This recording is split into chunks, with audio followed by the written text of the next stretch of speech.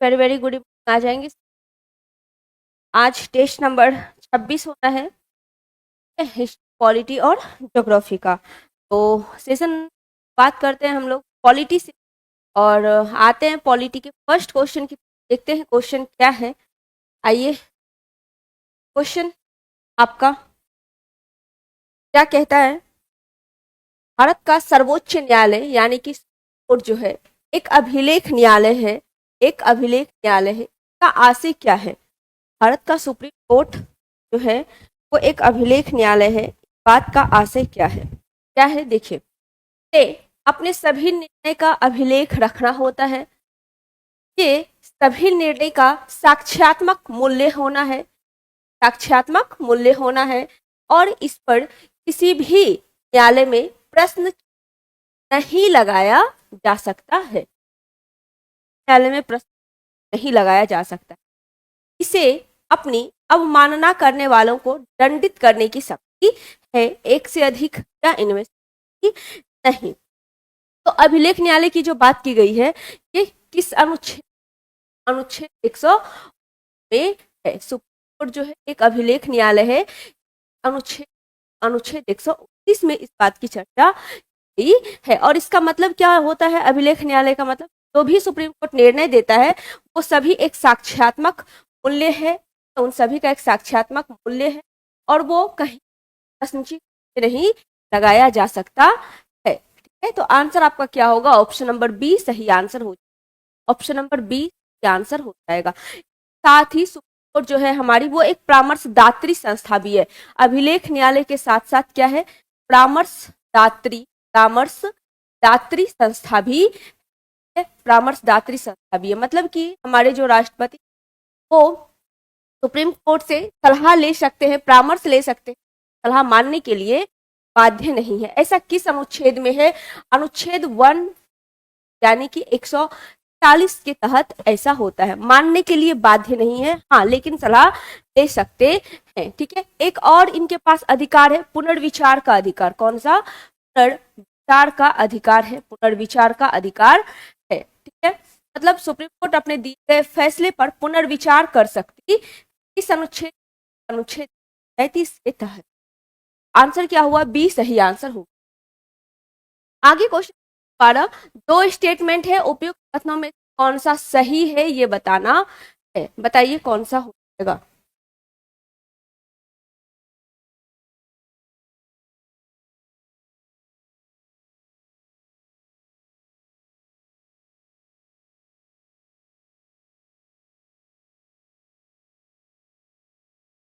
चलिए, क्या कहता है पहला, 1919 के मॉन्टेग्यू चेम्सफोर्ड सुधार में 21 वर्ष से अधिक आयु की सभी महिलाओं के लिए मताधिकार की संतुति की है। नहीं, ठीक है, 1919 के तहत महिलाओं के मताधिकार की व्यवस्था की गई, लेकिन आंशिक किया गया। जैसे कि महिलाएं होती के लिए किया गया था। ठीक है, तो कुछ क्षेत्र किया गया था, आंशिक रूप से किया गया था। आंशिक किया गया, हाँ ठीक है, आंशिक रूप से व्यवस्था किया गया था, ना कि 21 वर्ष से अधिक आयु के लिए। अब है 1935, हाँ वही 1935 के तहत पूरी तरह से दे दिया गया। गवर्नमेंट ऑफ इंडिया एक्ट में विधानमंडल में महिलाओं के लिए आरक्षित स्थानों का प्रावधान किया गया है। ये बातें बिल्कुल सही। अगर यहाँ पे आंशिक तौर पे लिखा रहता तो सही हो जाता, 21 वर्ष से अधिक नहीं होगा। तो कौन सा सही है, केवल और केवल दो सही है। केवल और केवल दो सही है, तो आंसर क्या हो जाएगा, ये आपका सही। अगर हम 1919 के मॉन्टेग्यू चेम्सफोर्ड सुधार अधिनियम जिसको जाना जाता है की बात करें, तो केंद्र में द्विसदनात्मक व्यवस्था, केंद्र में द्विसदनात्मक व्यवस्था, केंद्र में द्विसदनात्मक व्यवस्था की स्थापना की। सदनात्मक व्यवस्था स्थापना इसमें प्रांतों को स्वायत्तता दिया गया। प्रांतों को स्वायत्तता दिया गया। प्रांतों को स्वायत्तता दिया गया था, इसी प्रांतों को स्वायत्तता।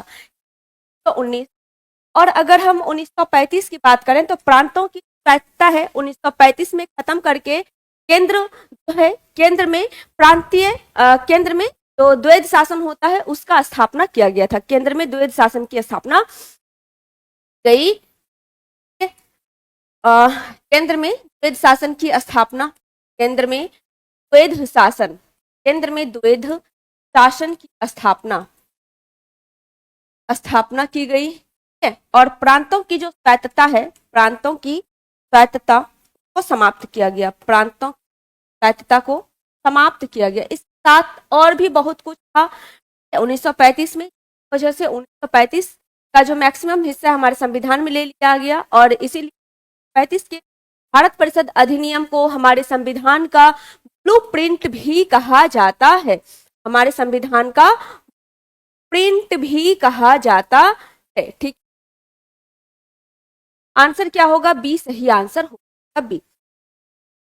क्वेश्चन नंबर 113, निम्नलिखित में से कौन अपने पद की शपथ नहीं लेता है? पद की शपथ नहीं लेता, राष्ट्रपति, राष्ट्रपति अगर एक से अधिक या इनमें कोई भी नहीं। कौन अपने पद की शपथ? राष्ट्रपति की बात करें तो राष्ट्रपति अपने पद की शपथ लेते हैं। और शपथ कौन दिलवाते हैं राष्ट्रपति को अपने पद की? सुप्रीम कोर्ट के जो मुख्य न्यायाधीश होते हैं, न्यायाधीश होते हैं, यही राष्ट्रपति को पद की शपथ दिलवाते हैं, शपथ दिलवाते हैं। और ये त्यागपत्र किसको देते हैं? अगर राष्ट्रपति त्यागपत्र की बात करें तो त्यागपत्र देते हैं उपराष्ट्रपति को, उपराष्ट्रपति को त्यागपत्र देते हैं। ठीक है, अगर हम उपराष्ट्रपति की बात करें तो शपथ कौन दिलाता है? इनको शपथ राष्ट्रपति दिलाते हैं। कौन दिलाते हैं? राष्ट्रपति, राष्ट्रपति शपथ दिलाते हैं। और ये त्यागपत्र किस देते हैं?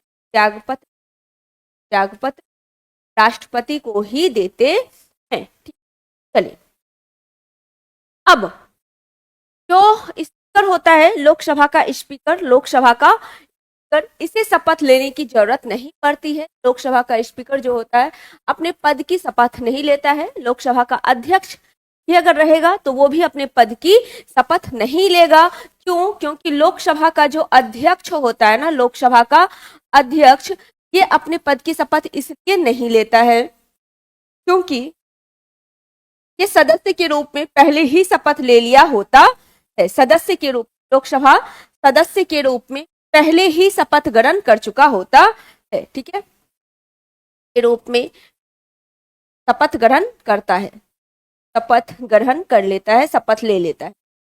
और अगर हम राज्यसभा की बात करें, राज्यसभा की बात करें, राज्यसभा में कौन होते हैं? सभापति होते हैं, सभापति। ठीक है, तो सभापति कौन होते हैं? तो ये हमारे उपराष्ट्रपति साहब ही राज्यसभा के पदेन सभापति होते हैं।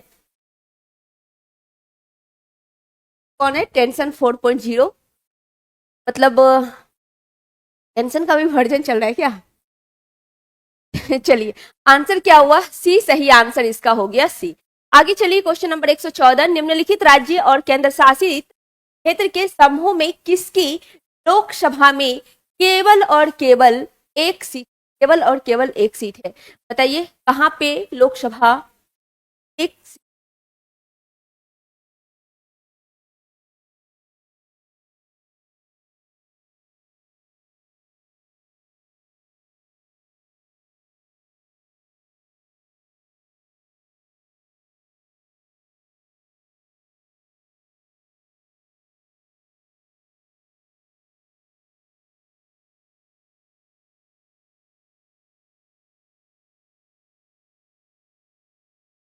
हाँ, जो हमारे वाइस प्रेसिडेंट होते हैं, जो हमारे उपराष्ट्रपति होते हैं, ठीक है, जो हमारे उपराष्ट्रपति होते हैं।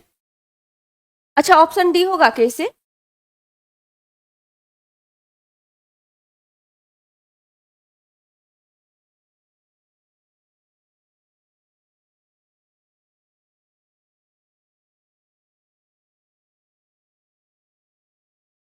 उपराष्ट्रपति जो होते हैं ये राज्यसभा के पदेन सभापति होते हैं। जैसे ही ये उपराष्ट्रपति पद के लिए शपथ लेते हैं, उपराष्ट्रपति पद के लिए शपथ लेते हैं, वैसे ही ये राज्यसभा के सभापति हो जाते हैं। ठीक है, लेकिन वो अपने पद की भी शपथ लेते हैं। ठीक है, उपराष्ट्रपति अपने पद की भी शपथ लेते हैं। ये अलग बात है कि शपथ लेते ही वो राज्यसभा के भी सभापति हो जाते हैं और उनको वेतन भत्ता पेंशन जो भी मिलता है वो सभी राज्यसभा के सभापति कार्य करने के लिए ही मिलता है, लेकिन वो अपने पद की शपथ लेते है, तो ये भी अपने पद की शपथ लेते हैं, राष्ट्रपति भी शपथ लेते हैं, लेकिन लेकिन जो स्पीकर होते हैं लोकसभा के अध्यक्ष, ये शपथ नहीं लेते। क्या स्पीकर बनने के बाद, अध्यक्ष बनने के बाद शपथ लेते हैं? नहीं ना, लेकिन उपराष्ट्रपति बनने के बाद शपथ लेते हैं। आंसर कैसे डी होगा? चलिए,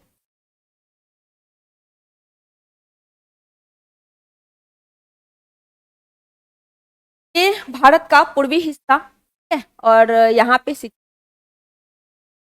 हम सीट देखते हैं। सिक्किम में सीटों की संख्या कितनी है? सिक्किम कौन सा है? ये सिक्किम में सीटों की संख्या एक है, एक है।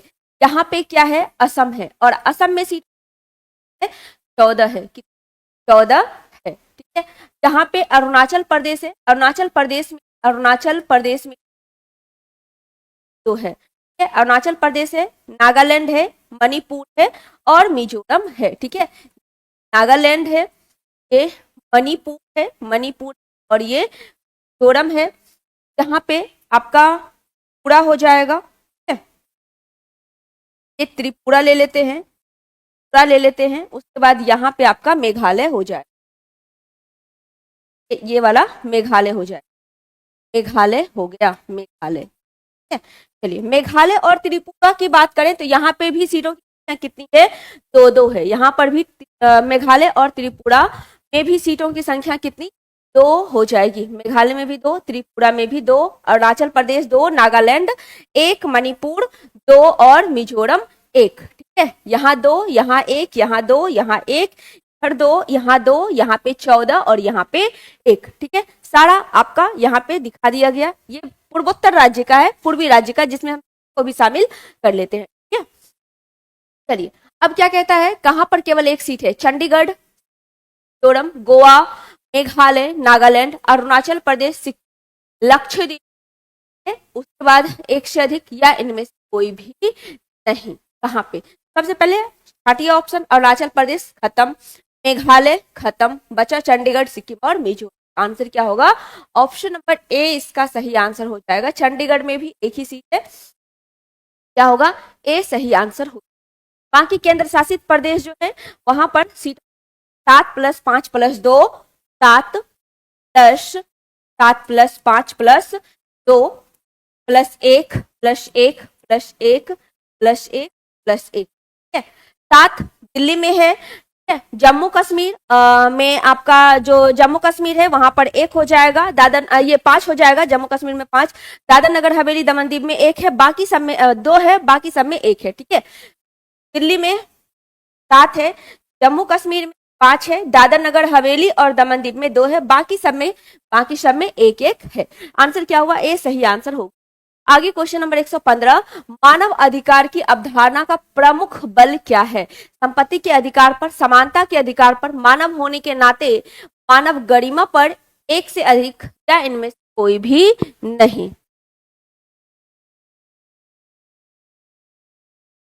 आवाज रुक क्या रहा है?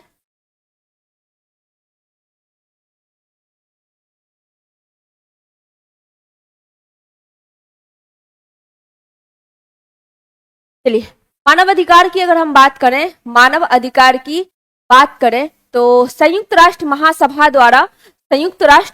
द्वारा 10 दिसंबर 1948 को मानव अधिकार की सार्वभौमिक घोषणा की गई थी। 10 दिसंबर 1948 को, 10 दिसंबर 1948 को, ठीक है। मानव अधिकार की सार्वभौमिक घोषणा, मानव अधिकार सार्वभौमिक घोषणा की गई, सार्वभौमिक घोषणा की गई थी किसके द्वारा? संयुक्त राष्ट्र महासभा के द्वारा, संयुक्त राष्ट्र महासभा के द्वारा, संयुक्त राष्ट्र महासभा के द्वारा ये घोषणा की गई। और 10 दिसंबर को ही हम लोग क्या मनाते हैं? 10 दिसंबर को ही हम लोग मानवाधिकार दिवस मनाते हैं। मानवाधिकार दिवस 10 दिसंबर को ही मनाया जाता है, ठीक है। और मानव अधिकार की अवधारणा क्या होता है? मानव होने के नाते मानव गरिमा पर, ठीक है, का प्रमुख बल क्या होगा? मानव होने के नाते मानव गरिमा पर, ये इसका सही आंसर हो जाएगा। आंसर आपका ऑप्शन नंबर सी। आंसर क्या हो गया? ऑप्शन नंबर सी सही आंसर हो गया। मानवाधिकार संरक्षण अधिनियम कब का है? 1993 का। मानवाधिकार संरक्षण अधिनियम, मानवाधिकार संरक्षण अधिनियम, मानवाधिकार संरक्षण अधिनियम कब का है? 1993 का, 1993 का है मानवाधिकार संरक्षण अधिनियम। इसी के तहत दोनों की स्थापना की गई है, राज्य मानवाधिकार और राष्ट्रीय मानवाधिकार की भी। ये आंसर हुआ ऑप्शन नंबर सी। आगे क्वेश्चन नंबर 116, राज्य मानवाधिकार आयोग, ठीक है, ये अध्यक्ष और सदस्य की नियुक्ति किसके द्वारा की जाती है? अभी आपको बताया मानवाधिकार संरक्षण अधिनियम 1993 के तहत, मानवाधिकार संरक्षण अधिनियम 1993 के तहत दोनों की स्थापना की जाती है, राष्ट्रीय मानवाधिकार आयोग, राष्ट्रीय मानवाधिकार आयोग और राज्य मानवाधिकार आयोग, राज्य मानवाधिकार आयोग, ये दोनों की स्थापना जाती है।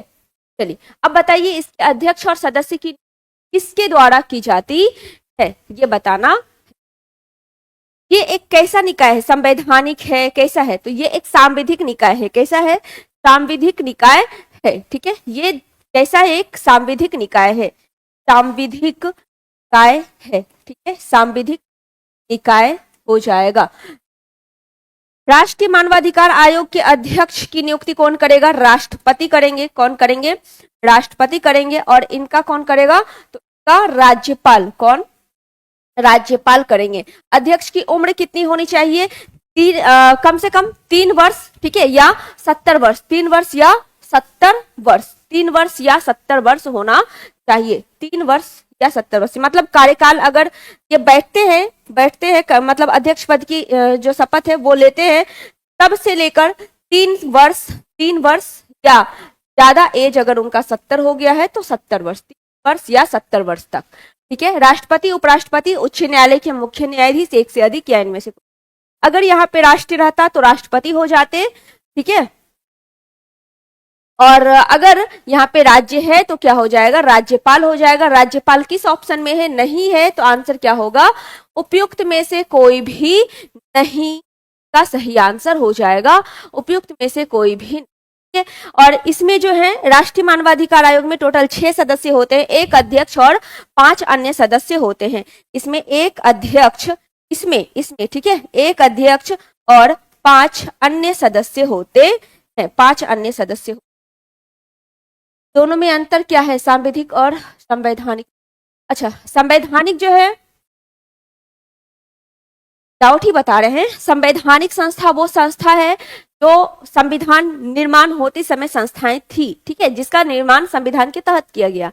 लेकिन सांविधिक निकाय वो है जो बाद में किसी ना किसी अधिनियम के तहत उसकी स्थापना हुई है। जैसे इस दोनों की स्थापना जो है वो मानवाधिकार संरक्षण अधिनियम 1993 के तहत हुई है, इसलिए एक सांविधिक निकाय है। मतलब बाद में इसको संविधान में जोड़ा गया है, बाद में इसकी स्थापना की गई है। मानवाधिकार संरक्षण अधिनियम, मानवाधिकार संरक्षण अधिनियम, मानवाधिकार संरक्षण अधिनियम 1993 के तहत इसकी स्थापना की गई।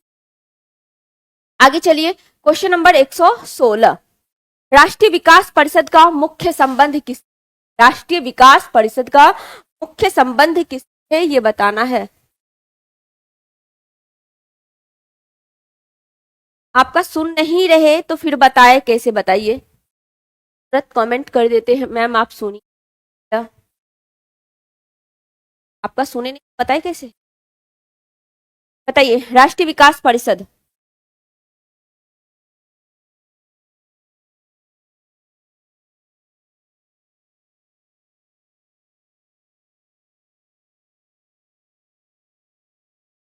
चलिए, राष्ट्रीय विकास परिषद का मुख्य संबंध से है, ये बताना है।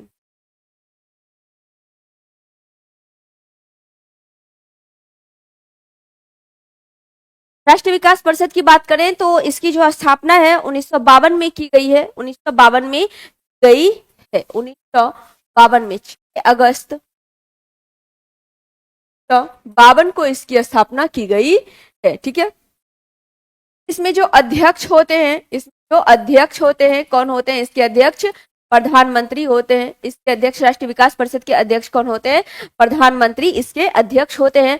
और राष्ट्रीय विकास परिषद जो है ये केंद्र और जो राज्य सरकार है, केंद्र और राज्य सरकार और योजना आयोग जो था उसके कड़ी के तौर पर कार्य करता है। केंद्र और राज्य सरकार, केंद्र और राज्य सरकार, केंद्र और राज्य सरकार, ठीक है, और योजना आयोग, और योजना आयोग, योजना आयोग के बीच, के बीच सेतु की तरह काम करता, सेतु की तरह कार्य करता है राष्ट्रीय विकास परिषद। और का जो मुख्य संबंध है किससे है? पंचवर्षीय योजना के अनुमोदन से। ग्राम विकास योजना, विकास परियोजना, क्या हो जाएगा इसका आंसर? तो योजना आयोग के बीच सेतु की तरह काम करता है तो पंचवर्षीय योजना ही होगा। पंचवर्षीय योजना के अनुमोदन से इसका संबंध है, तो आंसर होगा ऑप्शन नंबर ए, पंचवर्षीय योजना के अनुमोदन से राष्ट्रीय विकास परिषद। का डेट याद रखिएगा, बहुत इंपॉर्टेंट है, 6 अगस्त 1952 को इसकी स्थापना की गई थी। ये ना तो संवैधानिक निकाय है और ना ही संवैधायिक निकाय। आगे क्वेश्चन नंबर 118, भारतीय संविधान के किस अनुच्छेद के अंतर्गत भारत सरकार का दायित्व है कि वह बाह्य आक्रमण एवं आंतरिक अशांति से राज्यों की रक्षा करे? 355, 356, 352, एक से अधिक या इनमें से कोई भी नहीं। 3 अनुच्छेद 352,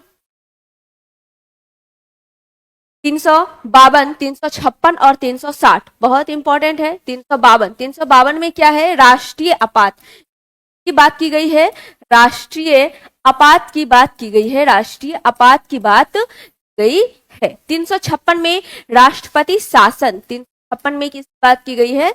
राष्ट्रपति शासन की बात की गई है, राष्ट्रपति शासन की बात की गई है। और एक अनुच्छेद आपका कौन सा है? तो 60 है, जिसकी वित्तीय आपात के आपात की बात की गई है, ठीक, आपात की बात की गई है। और 355 में कहा गया है कि भारत सरकार का दायित्व है कि वह बाह्य आक्रमण और आंतरिक अशांति से राज्यों की रक्षा करे। तो आंसर क्या होगा? ऑप्शन नंबर ए, 355 होगा, 355 होगा, ठीक है। 2 अनुच्छेद और है, 358 और 359। 358 के तहत कहा गया कि जो हमारा अनुच्छेद 19 है, वो जिस समय अनुच्छेद 19 जो है वो पूरी तरीके से बैन हो जाएगा जिस समय की आपात की घोषणा होगी, ठीक है। 358 में कहा गया अनुच्छेद 19 पूरी तरीके से, अनुच्छेद 19 जो है ये पूरी तरीके से क्या होगा? समाप्त हो जाएगा। और 359 में कहा गया कि अनुच्छेद 20 और 21 को छोड़ करके, अनुच्छेद 20 और 21 को छोड़ करके हर अनुच्छेद क्या होगा? समाप्त हो जाएगा उस समय। लेकिन 20 और 21 एकमात्र अनुच्छेद ऐसा है जो कि आपात के समय भी आपका रहेगा, ठीक है, अनुच्छेद 20 और 21। आंसर क्या हुआ? ऑप्शन नंबर ए सही आंसर हो गया, ए।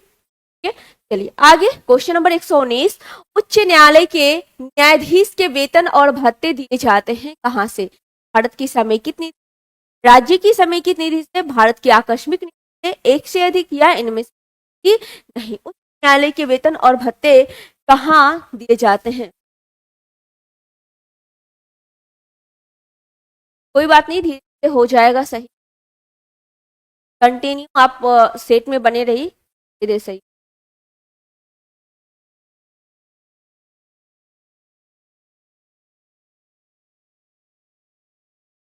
चलिए, उच्च न्यायालय यानी कि हाई कोर्ट और उच्चतम न्यायालय यानी कि सुप्रीम कोर्ट। तो उच्च न्यायालय की व्यवस्था किस अनुच्छेद में है? अनुच्छेद 214 में है।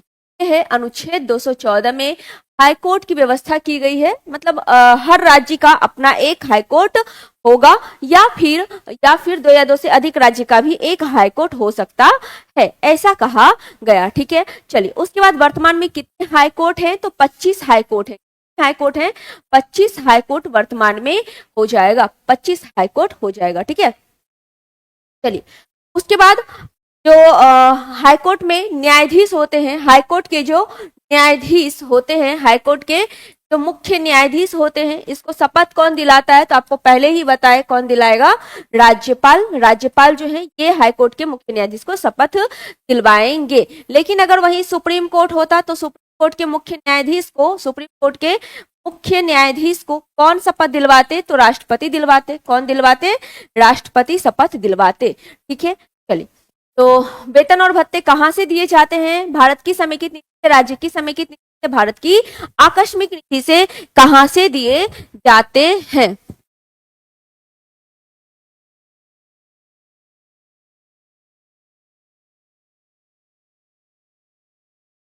चलिए, कहां से राज्य की समेकित नीति ले जाते हैं, कहां से राज्य की समेकित आते हैं? आंसर हो जाएगा ऑप्शन नंबर बी सही आंसर हो जाएगा। और वहीं सुप्रीम कोर्ट होता तो कहां से सुप्रीम कोर्ट होता तो भारत की समेकित से किया जाता। चलिए, संचित नीति समेकित नीति।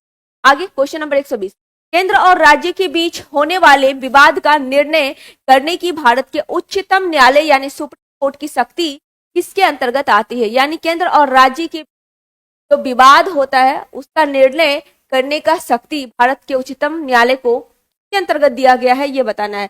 परामर्शी अधिकार के अंतर्गत, अपीलीय अधिकार या मूल अधिकारिकता? बताइए क्या हो जाएगा।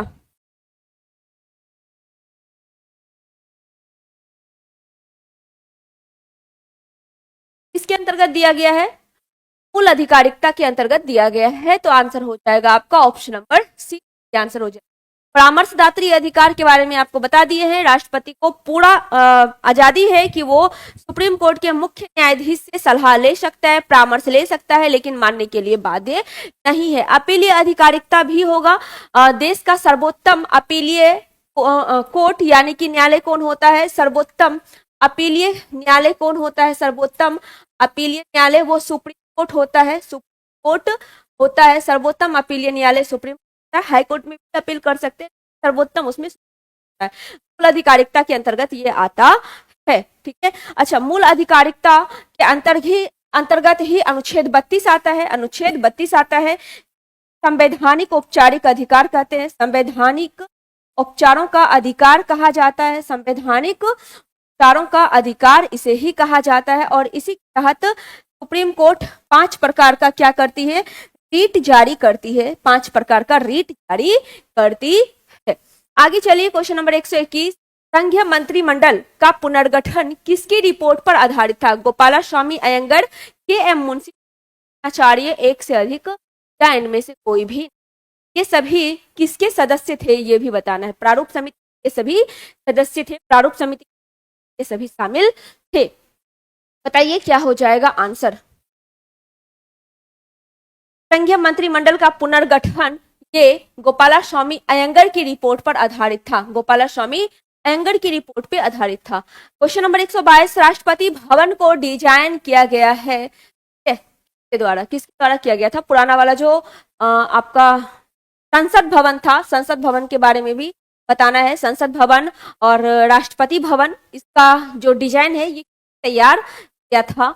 और नया जो संसद भवन है वो सेंट्रल विस्टा परियोजना के तहत बना है। सेंट्रल विस्टा, नया संसद भवन, नया संसद भवन कौन सा प्रोजेक्ट था? सेंट्रल प्रोजेक्ट, सेंट्रल प्रोजेक्ट के तहत, सेंट्रल विस्टा प्रोजेक्ट के तहत नया संसद भवन बनाया गया था। राष्ट्रपति भवन को डिजाइन करने वाले एडविन लुटियंस थे। कौन थे? Edwin Lutyens. एडविन लुटियंस थे। और जो पुराना संसद भवन है वो भी कौन डिजाइन तैयार किए थे? Edwin Lutyens. और उसके साथ हर्बर्ट ब्रेकर थे, ठीक है। Herbert breaker, Herbert breaker, Herbert breaker के दोनों ने मिलकर जो संसद भवन है, पुराना संसद भवन उस डिजाइन को तैयार किया था। और नया संसद भवन अभी कार्यरत है, ठीक है। ली कार्बोजियर की बात करें, चंडीगढ़ का वास्तुकार किसे कहा जाता है? ली कार्बोजियर को कहा जाता है। आंसर क्या होगा? ऑप्शन नंबर सी सही आंसर हो जाएगा, ऑप्शन नंबर सी। चलिए आगे, क्वेश्चन नंबर 123, भारत के संविधान में वर्णित नीति निर्देशक तत्वों को सम्मिलित कीजिए, ठीक है। अच्छा, नीति निर्देशक तत्वों की अगर हम बात करें तो नीति तत्वों की भाग में है, भाग 4 में नीति तत्वों की बात की गई है। भाग 4 में कहां से कहां तक अनुच्छेद है? अनुच्छेद 36 से लेकर 51 तक। कहां के संविधान से इसे लिया गया? आयरलैंड के संविधान से लिया गया, ठीक है। क्या ये वाद्य योग है? मतलब क्या इसको लेकर हम सुप्रीम कोर्ट जा सकते हैं? नहीं, ये वाद्य योग नहीं है, इसको लेकर आप सुप्रीम कोर्ट नहीं जा सकते हैं। ये राज्य की इच्छा के अनुसार राज्य के ऊपर ये निर्भर करता, राज्य के ऊपर निर्भर करता है, ये राज्य के ऊपर निर्भर करता। अब बताना है कौन सा सही सम्मिलित है, ये बताना है। बताइए कौन सा हो जाए, कितना देर बाद एक सही हो।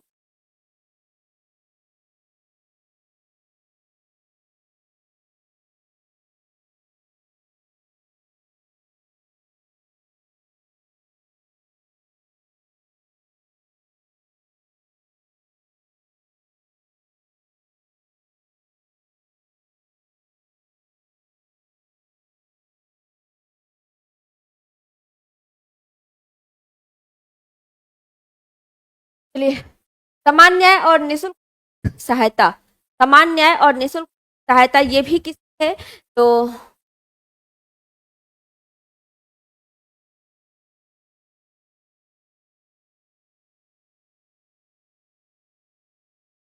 नीति निर्देशक तत्वों में इसकी बात की गई है और अनुच्छेद 39 के क में है। ठीक है, अनुच्छेद 39 के क में समान न्याय और निःशुल्क सहायता है, अनुच्छेद 40 के क में इस बात की गई है। कृषि और पशुपालन का संगठन, अनुच्छेद 43 बिल्कुल गलत है। कृषि और पशुपालन का संगठन अनुच्छेद 43 नहीं है, अनुच्छेद जो है आपका 48। ठीक है, और 48 के क में पर्यावरण के बारे में बात की गई। कौन सा अनुच्छेद हो जाएगा, अनुच्छेद 48 हो जाएगा। और 48 के क की बात करें, क की बात करें क्या होगा, पर्यावरण, पर्यावरण के बारे में ये कहा गया है। स्त्री और पुरुष के लिए, दोनों के लिए समान वेतन, समान कार्य के बदले समान वेतन अनुच्छेद 39 में है। सही कौन सा होगा, सही हो जाएगा आपका ऑप्शन नंबर सी, सही आंसर हो जाएगा, सी सही आंसर हो जाएगा।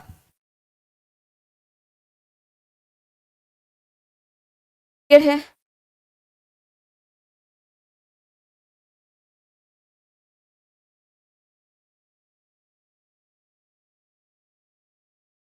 आगे चलें, आंसर क्या हुआ, सी सही आंसर होगी।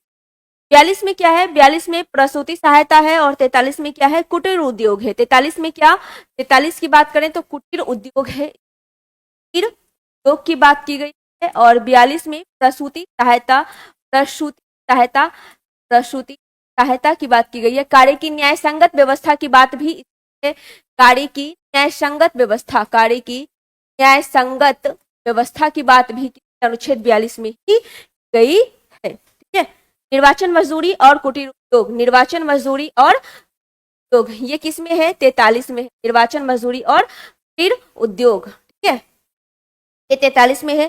40 में क्या है, 40 में ग्राम पंचायत है। 44 में क्या है, समान नागरिक संहिता 44 में है। ठीक है, 45 में क्या है, 6 से कम उम्र के बच्चों के लिए, हाँ 45 में हो गया। चलिए आगे, क्वेश्चन नंबर 124, किस भाग में केंद्र राज्य विधायी संबंध के बारे में दिया गया है, ये बताना है, किस भाग में दिया गया है। पहला है ऑप्शन क्या, भाग 10। भाग 10 में क्या है, भाग 10 SC ST से संबंधित है। भाग 10, भाग 11, भाग 11 में क्या है, भाग 11 में क्या है और भाग 12 में क्या है, ये बताना है।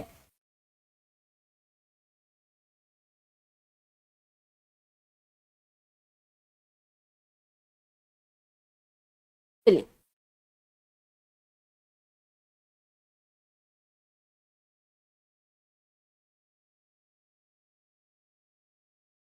अगर हम भाग 10 की बात करें तो अनुसूचित जाति और अनुसूचित जनजाति के लिए भाग 10 है। भाग 11 में केंद्र और राज्य के विधायी संबंध के बारे में भाग 10 में दिया हुआ है। केंद्र ये सॉरी भाग 11 में दिया हुआ है केंद्र और राज्य के विधायी संबंध के बारे में। वित्त संपत्ति और संविदा की बात करें, वित्त संपत्ति और संविदा की बात करें तो भाग 12 में है। संपत्ति और संविदा की बात करें है वो भाग 12 में वित्त संपत्ति और संविदा दिया गया है, वित्त संपत्ति और संविदा दिया गया है। ठीक है, भाग 13 है व्यापार वाणिज्य और समागम। भाग 13, भाग 13 में क्या है, व्यापार वाणिज्य और समागम। भाग 13 में व्यापार वाणिज्य और समागम है। भाग 15 में क्या है, निर्वाचन। भाग 15 में क्या है, निर्वाचन भाग 15 में है। 17 में क्या है, राजभाषा है। 17 में क्या, राजभाषा है। 18 में क्या है, आपात है। 18 में क्या है, आपात है। और भाग 20 क्या है, संविधान संशोधन है। भाग 20 में क्या है, संविधान संशोधन है। ठीक है, भाग 20 में। चलिए आंसर क्या हुआ, बी सही आंसर हो गया, बी। आगे क्वेश्चन नंबर 125, कौन सी एक याचिका अधीनस्थ न्यायालय की कार्य पद्धति का परीक्षण करती है? कौन सी याचिका है जो अधीनस्थ न्यायालय की कार्य पद्धति का परीक्षण करती है? अधिकार परीक्षा, परमादेश, बंदी प्रत्यक्षीकरण, एक से अधिक या इनमें से?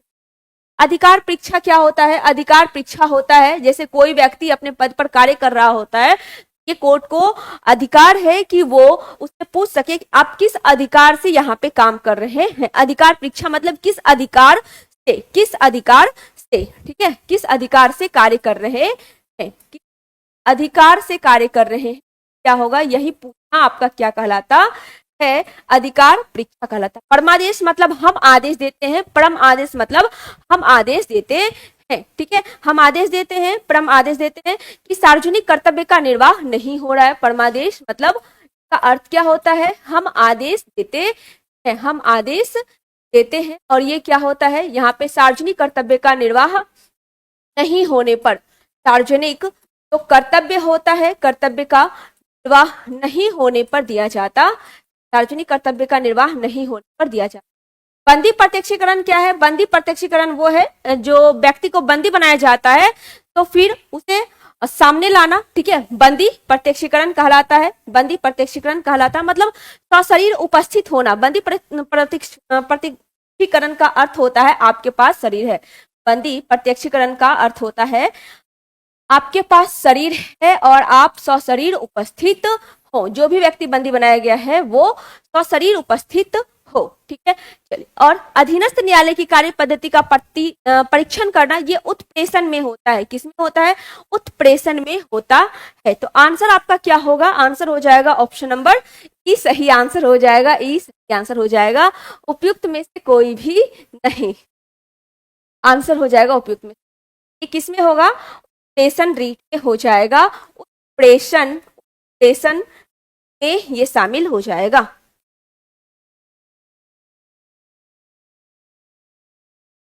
चलिए, ऑप्शन नंबर ई। आगे क्वेश्चन नंबर 126, नागरिकता संशोधन विधेयक 2019 संसद से कब पारित किया गया ये बताना है। सबसे पहले नागरिकता संशोधन विधेयक कब आया था? कब का है? नागरिकता संशोधन अधिनियम बोलिए या विधेयक बोलिए, कब का है? 1955 का है। कब का? 1955 का है। 1955 सबसे पहले कब का है? ये 1955 का है। नागरिकता की बात की गई है, किस भाग में की गई है? तो भाग 2 नागरिकता से संबंधित है। बताया गया है कि कितने प्रकार से आपको नागरिकता मिल सकता है और कितने प्रकार से आपका नागरिकता छीना जा सकता है, ठीक है। इसमें बार बार संशोधन आए। आंसर क्या हो जाएगा आपका ये बताना है। 10 दिसंबर को, 11 को या 12 को? ये कब किया गया? तो 11 दिसंबर को। चलिए, कब? 11 दिसंबर को, 11 दिसंबर 2019 को ये किया गया। तो आंसर हो गया ऑप्शन नंबर। आगे क्वेश्चन नंबर 127, भारतीय संविधान के अनुच्छेद 13 का मुख्य उद्देश्य निम्नलिखित में से किसके संदर्भ में संविधान की सर्वोच्चता सुनिश्चित करता है? अनुच्छेद 13 राज्य के नीति निर्देशक तत्व की बात करें तो है भाग 14 में, सॉरी भाग 4 में है, और अनुच्छेद 36 लेकर 51 तक में है। मौलिक अधिकार भाग 3 है, भाग 3 में है, और अनुच्छेद 12 से लेकर 35 तक हो जाएगा। मौलिक कर्तव्य भाग 4 में है, भाग 4 के क में है, बाद में जोड़ा गया है, और अनुच्छेद 51 के क में, 51 के क में है। अब 13 किस में आएगा?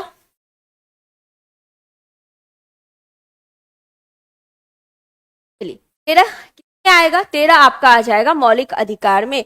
आंसर आपका क्या होगा? ऑप्शन नंबर बी सही आंसर हो जाएगा। मौलिक अधिकार सही आंसर हो जाएगा ऑप्शन नंबर बी।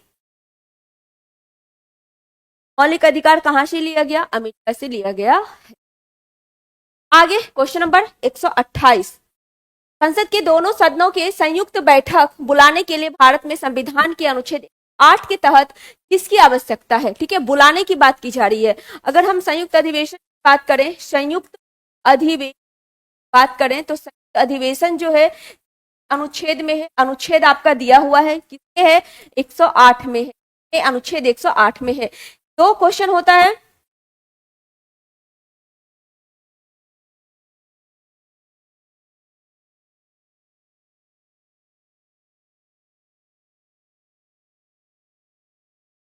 क्या है इसका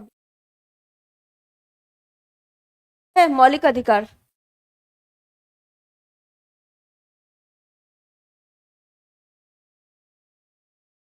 चलिए।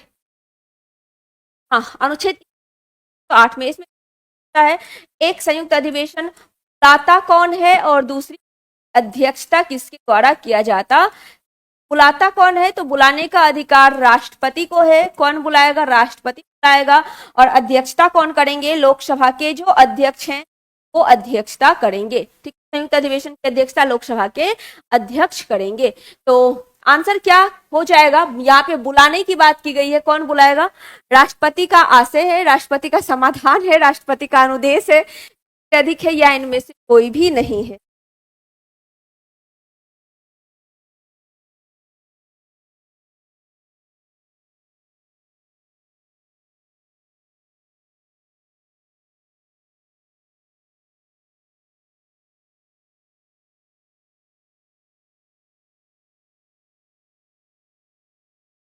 चलिए, तो क्या होगा इसका आंसर, आंसर हो जाएगा ऑप्शन नंबर ए। आंसर क्या होगा, ऑप्शन नंबर ए, राष्ट्रपति का आशय इसका सही आंसर हो जाएगा, option number.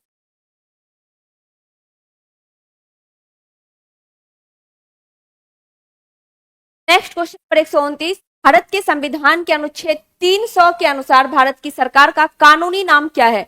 The union government, the union of India, India एक से अधिक या इनमें से कोई भी नहीं। अनुच्छेद 300 के तहत भारत की सरकार का कानूनी नाम द यूनियन ऑफ इंडिया है, यानी कि द यूनियन ऑफ इंडिया, यानी भारत एक संघ के रूप में है। ठीक है, भारतीय संघ हो जाएगा। क्या होगा, भारत संघ हो जाएगा, भारत संघ, भारत संघ। आंसर हो गया बी। और वहीं 300 में जो ए जोड़ा गया है वो किसका है, तो ए जो ए जोड़ा गया ये संपत्ति को लेकर कानूनी अधिकार है। संपत्ति को लेकर कौन सा कानूनी अधिकार है। संपत्ति का जो अधिकार है ये पहले क्या था, मौलिक अधिकार था। पहले क्या था, मौलिक अधिकार था, लेकिन वर्तमान में ये हमारे संविधान में मौलिक अधिकार के अंतर्गत नहीं बल्कि कानूनी अधिकार के अंतर्गत है। ठीक है, कानूनी अधिकार के अंतर्गत दो अनुच्छेद में था मौलिक अधिकार में, एक 19 में था और एक आपका अनुच्छेद 31। आगे चलते हैं, क्वेश्चन नंबर 130, कौन भारत के प्रधानमंत्री बनने के पूर्व किसी भी राज्य के मुख्यमंत्री नहीं रहे थे, ये बताना है। H D Deve Gowda, P V Narasimha Rao, Chandrashekhar. अच्छा, सबसे बड़ा कार्यकाल किसका था, जवाहरलाल नेहरू का। सबसे बड़ा कार्यकाल किसका, जवाहरलाल नेहरू का था। सबसे छोटा कार्यकाल मात्र 13 दिन का किसका था, अटल बिहारी वाजपेयी का था। ठीक है, अटल बिहारी वाजपेयी का था। ऐसे कौन से प्रधानमंत्री हुए तो एक भी दिन संसद का जो सामना है वो नहीं किए थे, संसद लोकसभा का सामना नहीं किए थे। कौन से प्रधानमंत्री हैं तो एक भी दिन लोकसभा का सामना नहीं किए थे, चौधरी चरण सिंह हो जाएंगे, चौधरी चरण सिंह।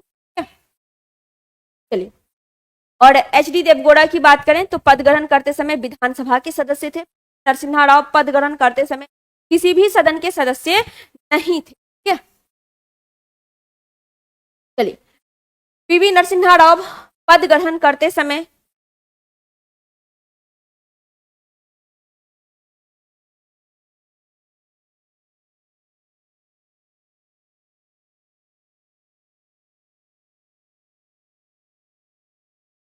आंसर हो जाएगा आपका ऑप्शन नंबर सी। ठीक है, आंसर हो जाएगा ऑप्शन नंबर सी, चंद्रशेखर इसका आंसर होगा। सबसे बड़ा कार्यकाल जवाहरलाल नेहरू का, यानी लंबा कार्यकाल सबसे छोटा अटल बिहारी वाजपेयी का। और विधानसभा के सदस्य थे प्रधानमंत्री बनने के समय में कौन, प्रधानमंत्री बनने के विधानसभा के सदस्य कौन थे, एच डी देवगौड़ा थे। और किसी भी सदन के सदस्य नहीं, कौन, पी नरसिम्हा राव। कौन, पी नरसिम्हा राव। आंसर होगा ऑप्शन नंबर। टेक्निकल प्रॉब्लम है, जाइएगा कुछ मिनट।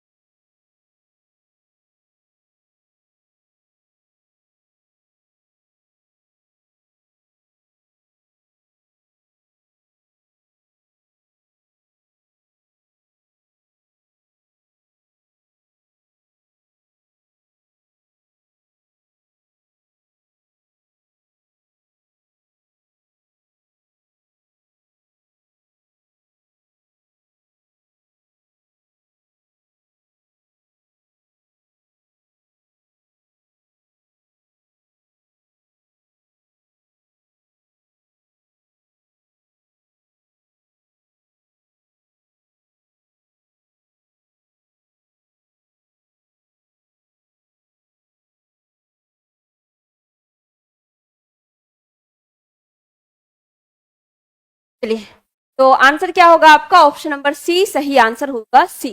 बाकी सारा बता ही दिए, तो लिखने की कोई आवश्यकता है नहीं। आगे चलते हैं।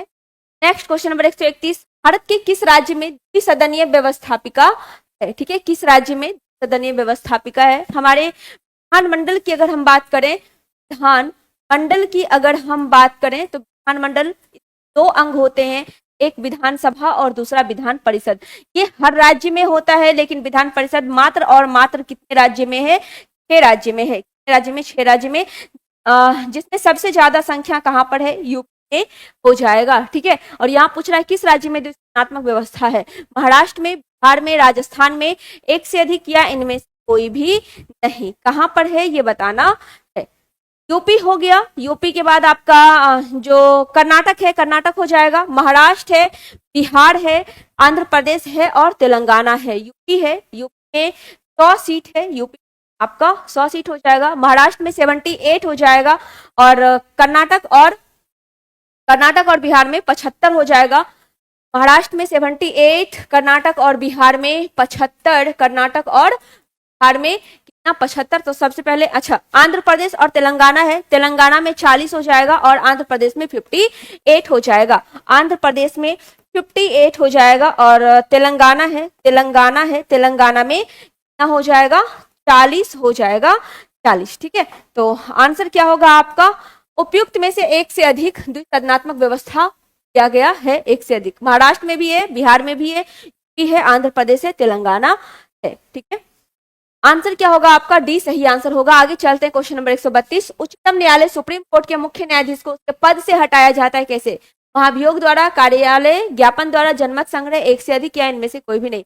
यानी सुप्रीम कोर्ट के जो मुख्य न्यायाधीश होते हैं उसको कैसे हटाया जाता है, ये आपसे पूछा गया है। सबसे पहले अगर हम सुप्रीम कोर्ट के मुख्य न्यायाधीश की बात करेंगे तो कितने कोर्ट में जो मुख्य न्यायाधीश हैं इनकी नियुक्ति यानी कि शपथ कौन दिलाते हैं? तो राष्ट्रपति करते हैं। कौन करते हैं? सुप्रीम कोर्ट के मुख्य न्यायाधीश जो नियुक्ति है, कौन करेंगे? करने का अधिकार किसका है? राष्ट्रपति का है। ठीक है, और ये अपना त्यागपत्र भी किसको देंगे? त्यागपत्र अगर देने की बात होगी तो राष्ट्रपति को ही त्यागपत्र देंगे, लेकिन अगर हटाने की बात होगी तो हटाएंगे कैसे? तो महाभियोग सिर्फ और सिर्फ राष्ट्रपति प्रयुक्त होता है, प्रयोग होने वाला वर्ड है, लेकिन महाभियोग जैसी प्रक्रिया लगती है इनको हटाने के लिए महाभियोग जैसी प्रक्रिया लगती है। ठीक है, न्यूनतम आयु जो है ये कोई डिसाइड नहीं किया गया है, इसका न्यूनतम आयु का कोई जो है वो सीमा नहीं है, न्यूनतम का कोई सीमा नहीं है, लेकिन मैक्सिमम आयु, अधिकतम आयु 65 वर्ष। अधिकतम आयु कितनी हो जाएगी? अधिकतम आयु 65 वर्ष हो जाएगी, 65 वर्ष हो जाएगी। ठीक है, तो आंसर आपका क्या होगा? आंसर हो जाएगा आपका ऑप्शन नंबर ए, महाभियोग जैसी प्रक्रिया के द्वारा। आंसर हो गया ऑप्शन नंबर ए। चलिए आगे, क्वेश्चन नंबर 133, राज्यसभा के सेवानिवृत्त होने वाले सदस्य के कौन सा सही सत्य है? ठीक है,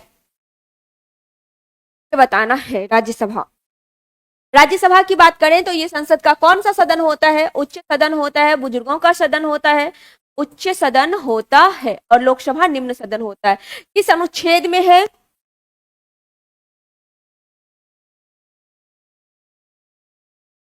चलिए आज हमारा डे है, केक काटे,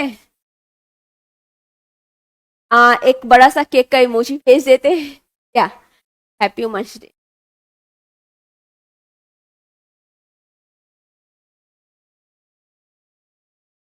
चलिए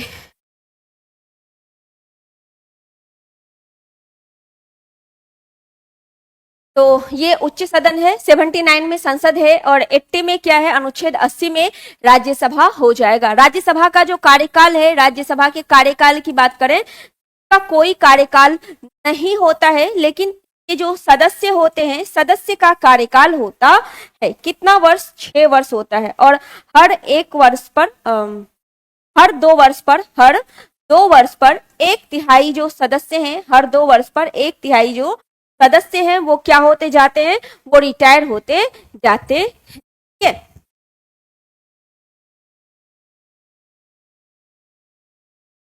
खाने आना है, बिल्कुल आ जाइए। आ जाइए, आ जाइए, जाएगा सभी को। तो क्या होगा, उनका पुनः मनोनयन नहीं हो सकता है जितनी बार चाहे उतनी बार हो सकता है। वे मात्र 2 ही बार मनोनीत हो सकते हैं, नहीं कितनी बार मनोनीत हो सकते हैं, बिल्कुल सही है। तो आंसर क्या होगा, ऑप्शन नंबर सी, उनका कितनी भी बार मनोनयन हो सकता है, कितनी बार मनोनयन। तो आंसर हो जाएगा क्या, ऑप्शन नंबर सी सही आंसर इसका हो जाएगा। ठीक है, चलिए आगे क्वेश्चन नंबर 134। Question number 134।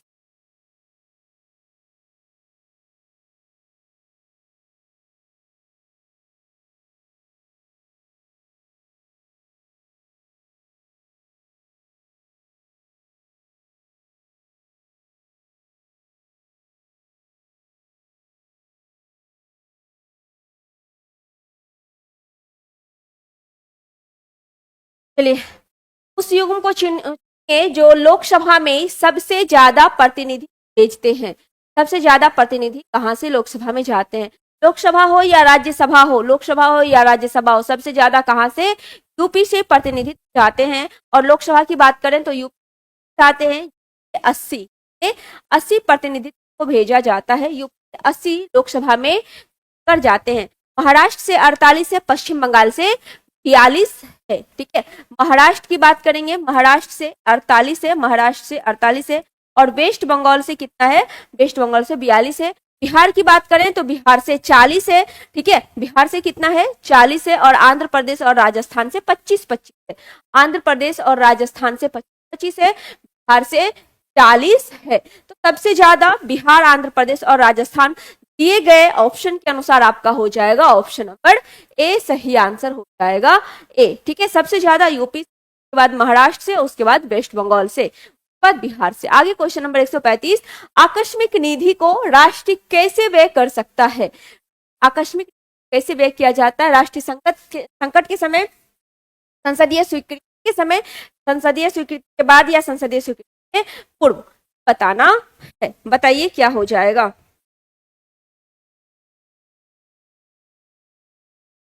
चलिए, आकस्मिक नीति की बात करें तो किस अनुच्छेद में है, आकस्मिक नीति अनुच्छेद 267 में है, आकस्मिक नीति अनुच्छेद 267 में है। ये किसके अंतर्गत कार्य करता है, तो ये कार्यपालिका के अधीन कार्य करता है। किसके अधीन, कार्यपालिका के अधीन कार्य करता है, कार्यपालिका के अधीन कार्य करता है, कार्यपालिका के अधीन कार्य करता है। और क्या हो जाएगा इसका आंसर, चलिए, राष्ट्रीय जो आपका संकट है, समय नहीं, संसदीय स्वीकृति के बाद नहीं, संसदीय स्वीकृति के पूर्व, आंसर हो जाएगा ऑप्शन नंबर सी। ठीक है, अनुच्छेद याद रखिएगा 267। Question number 136।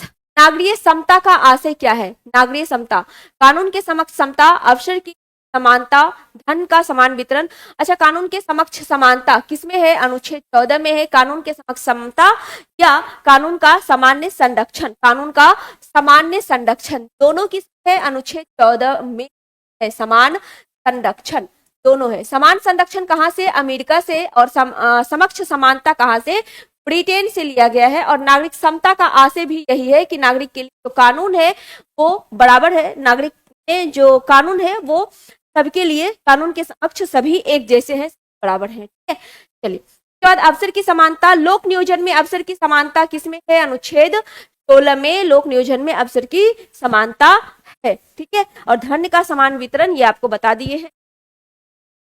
आंसर क्या हो जाएगा, ऑप्शन नंबर ए सही आंसर हो जाएगा ए, कानून के समक्ष समानता। आगे क्वेश्चन नंबर 137, अब थोड़ा जल्दी कर लेंगे। राज्य की नीति निर्देशक तत्व संविधान की आत्मा है, राज्य का जो नीति निर्देशक तत्व संविधान की आत्मा है, संविधान के सामाजिक दर्शन को संविष्ट करता है, कौन है, कहा है, H M. Seervai, B R. Ambedkar, Granville Austin, एक से अधिक या इनमें से भी नहीं, ऐसा कहा है कि राज्य का जो नीति निर्देशक तत्व है संविधान की आत्मा है, कहने वाले कौन है।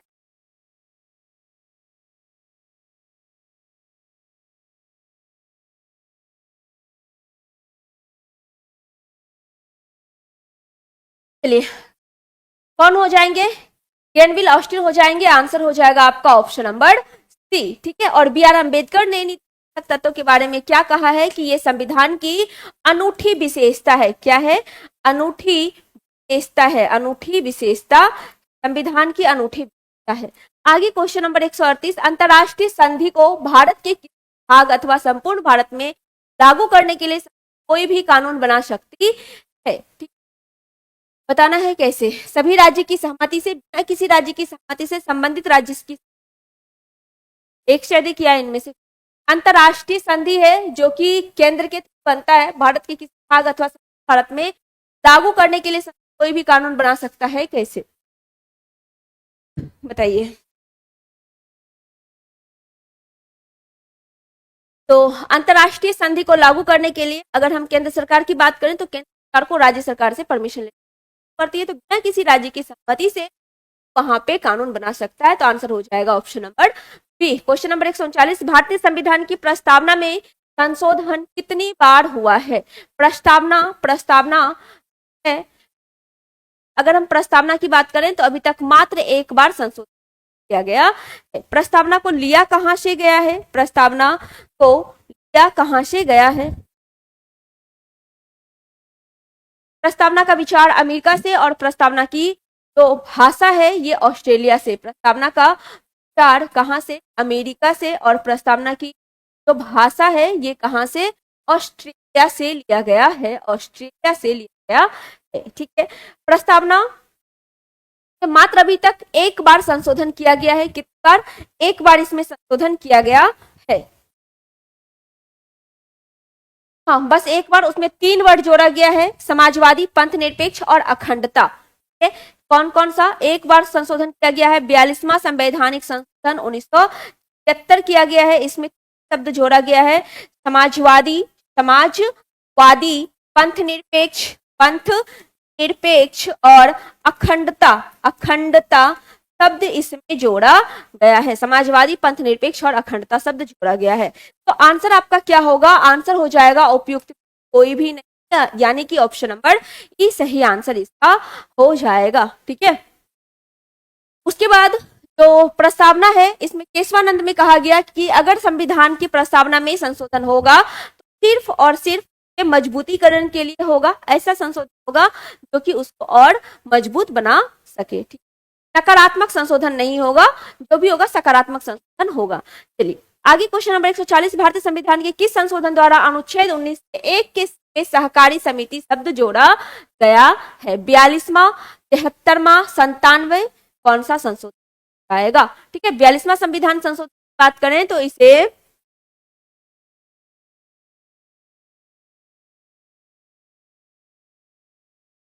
42वां संविधान संशोधन की बात करें तो इसे लघु संविधान कहा जाता है, क्योंकि इतना सारा संशोधन हुआ है, लघु संविधान का दर्जा दे दिया।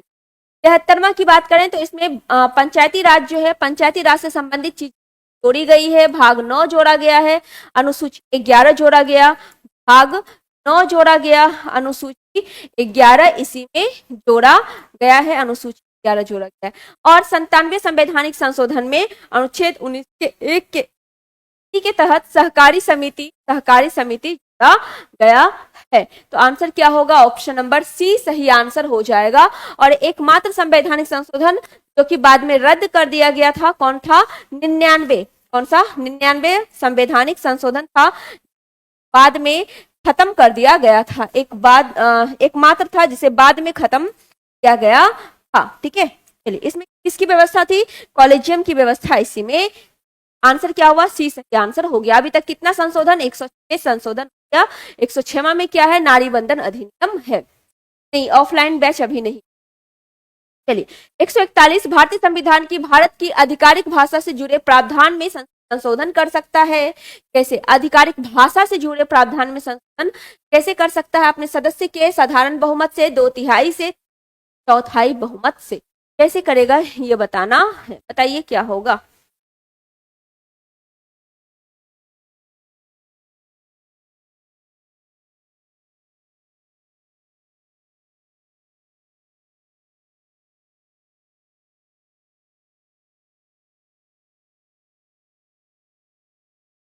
भारत की आधिकारिक भाषा से जुड़े प्रावधान में संसद संशोधन कर सकता है। कैसे? साधारण बहुमत से, अपने सदस्य के साधारण बहुमत से। राज्यभाषा किसमें है? राज्यभाषा भाग 17 में है। 343 राजभाषा से भाषा से संबंधित है। क्वेश्चन नंबर 142, भारतीय संविधान का कौन सा अनुच्छेद राष्ट्रपति को उच्चतम न्यायालय से परामर्श करने की शक्ति देता है? ये हम आपको पहले ही बता दिए। परामर्शदात्री संस्था किस अनुच्छेद के तहत है? अनुच्छेद 143 के तहत है। किस तहत? अनुच्छेद 143 के तहत परामर्शदात्री संस्था।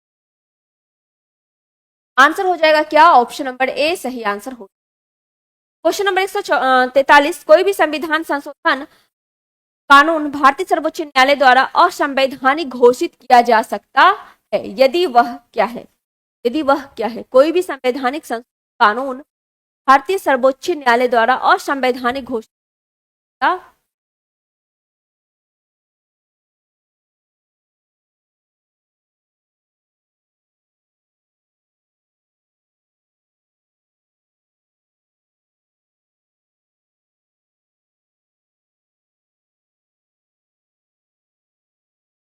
क्या है? वर्तमान द्विस्तरीय व्यवस्था के स्थान पर त्रिस्तरीय व्यवस्था स्थापित कर समक्ष समानता के अधिकार को भाग 3 से हटाकर संविधान में कहीं भी रखा जाएगा, गलत। कार्यकारिणी की संसदीय व्यवस्था के स्थान पे अध्यक्षात्मक व्यवस्था रखता है। आंसर क्या होगा? ऑप्शन नंबर सी आंसर आएगा सी। 144, कौन सा कथन गलत है ये बताना है। भारतीय संसद एक संप्रभु संस्था है। क्या भारतीय संसद एक संप्रभु संस्था है? नहीं।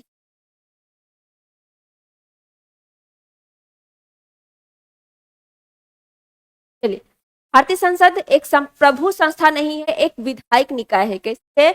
एक स्थायी निकाय है। स्थायी निकाय हो जाएगा, ठीक है। और यहाँ पे किस सर्वोच्चता है? संविधान की सर्वोच्चता है। सर्वोच्चता है संविधान की सर्वोच्चता। संविधान सर्वोच्चता है, संविधान की सर्वोच्चता। राष्ट्रपति का निर्वाचक एक निर्वाचक मंडल करता है, बिल्कुल सही है। भाग 4 में नीति का सिद्धांत है, बिल्कुल सही है। तो आंसर क्या होगा? ए सही आंसर हो जाएगा, ऑप्शन नंबर ए। 145, जब भारत की न्यायिक पद्धति में लोकवाद यानी PIL लाया गया तब भारत के मुख्य न्यायमूर्ति कौन थे? PN भगवती थे। कौन थे? PIL जिस समय लाया गया उस समय PN भगवती। आंसर होगा ऑप्शन नंबर सी। 146, कौन सी शब्दावली भारत के संविधान में उल्लेखित नहीं है? वार्षिक वितरण, विधेयक, बजट, एक से अधिक या इनमें से? तो हमारे संविधान में बजट शब्द का प्रयोग कहीं नहीं किया गया है। बजट के लिए वार्षिक वित्तीय विवरण शब्द का यूज किया गया है। वार्षिक वित्तीय विवरण शब्द का यूज किया गया है, ठीक है। और विनियोग विधेयक भी है, लेकिन बजट नहीं है। तो आंसर क्या होगा? आंसर हो जाएगा आपका ऑप्शन नंबर सी। वार्षिक वित्तीय विवरण किसमें है? अनुच्छेद 112 में है। किसमें? अनुच्छेद 112 में ये हो जाएगा, ठीक है। और राज्य के लिए कितना हो जाएगा? 202 हो जाएगा। राज्य के लिए वार्षिक वित्तीय विवरण, राज्य के लिए बजट, बजट जिसको कह सकते हैं, लेकिन वार्षिक वित्तीय विवरण वर्ड यूज है। वार्षिक वित्तीय विवरण है ये अनुच्छेद 202 में इसकी व्यवस्था की गई है। आंसर क्या हुआ? सी सही आंसर हो। आगे क्वेश्चन नंबर 147, कौन सा अनुच्छेद प्रावधान करता है सर्वोच्च न्यायालय द्वारा घोषित कानून भारत के राज्य क्षेत्र सभी न्यायालय के लिए बाध्यकारी होगा? 140, 141, 142, एक से अधिक या इनमें कोई भी नहीं। कौन सा अनुच्छेद है जो ये प्रावधान करता है कि सुप्रीम कोर्ट जो भी कानून घोषणा करेगा वो भारत में जितने भी हाई कोर्ट है या जो भी न्यायालय है, जो भी न्यायालय है, जो भी कोर्ट है, उस सभी के लिए बाध्यकारी है। सुप्रीम कोर्ट का निर्णय सभी कोर्ट के लिए क्या है? बाध्यकारी है। कौन सा अनुच्छेद है? अनुच्छेद 141 है। कौन सा है?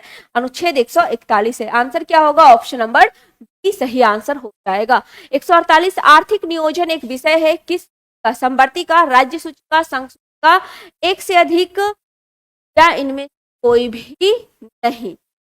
कौन सा हो जाएगा?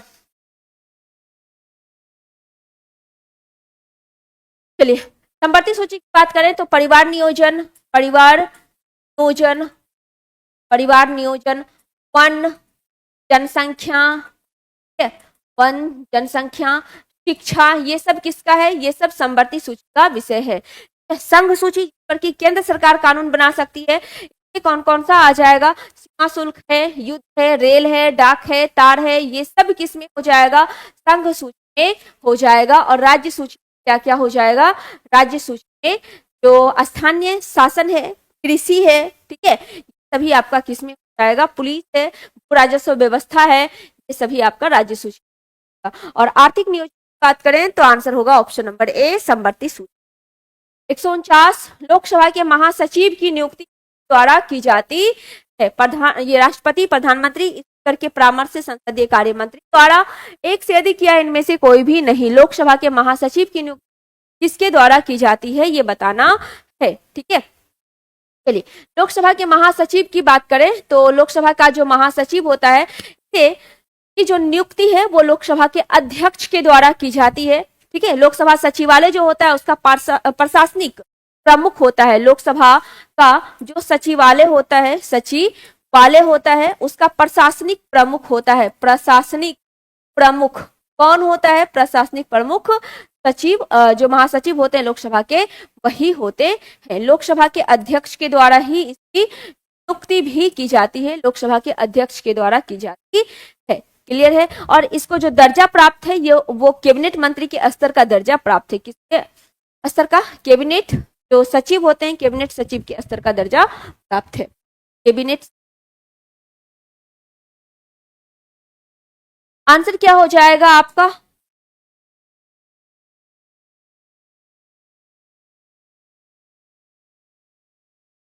आंसर हो जाएगा उपयुक्त में से कोई भी नहीं, यानी कि आपका आंसर होगा ऑप्शन नंबर ई, सही आंसर हो जाएगा ई, ठीक है, उपयुक्त।